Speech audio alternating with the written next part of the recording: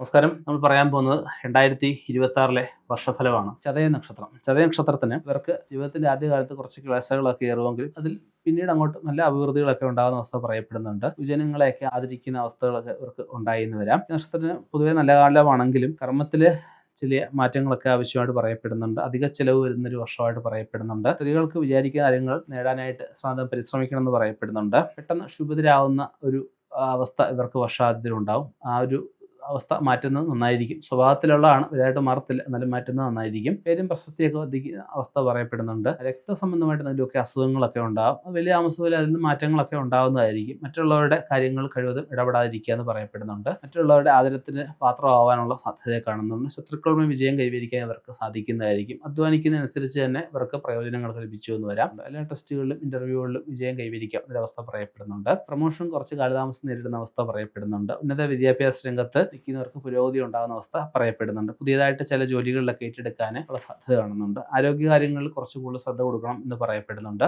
വീടോ അല്ലെങ്കിൽ വസ്തുവോ ഒക്കെ മൂടി പിടിപ്പിക്കാനൊക്കെ ആയിട്ട് ശ്രമിക്കുന്നതായിരിക്കും. എഞ്ചിനീയറിംഗ് വിദ്യാർത്ഥികൾക്ക് നല്ലൊരു സമയമായിട്ട് പറയപ്പെടുന്നുണ്ട്. ഡോക്ടർമാർക്ക്, അധ്യാപകർക്ക്, വക്കീലന്മാർക്ക് വളരെ ഗുണകരമായിട്ട് പറയുന്നുണ്ട്. പുതിയ ബിസിനസ്സുകൾ, സൈഡ് ബിസിനസ്സുകൾ ആരംഭിക്കാൻ ഉദ്ദേശിക്കുന്നവർക്കും നല്ലൊരു സമയമായിട്ട് പറയുന്നുണ്ട്. ജോലി ഭാരം അല്പം വർദ്ധിക്കാമെങ്കിലും അനുസരിച്ച് സാമ്പത്തിക വർധനവും ഇവർക്ക് ഉണ്ടാകുന്നതായിരിക്കും. പൂജാതി മംഗളകാര്യങ്ങളൊക്കെ പങ്കെടുക്കാനുള്ള സാധ്യത കാണുന്നുണ്ട്. പൊതുവെ ഇവർക്ക് ഒരു അല്പം ഗുണങ്ങളേറിയ വർഷമായിട്ട് തന്നെയാണ് പറയാനുള്ളത്.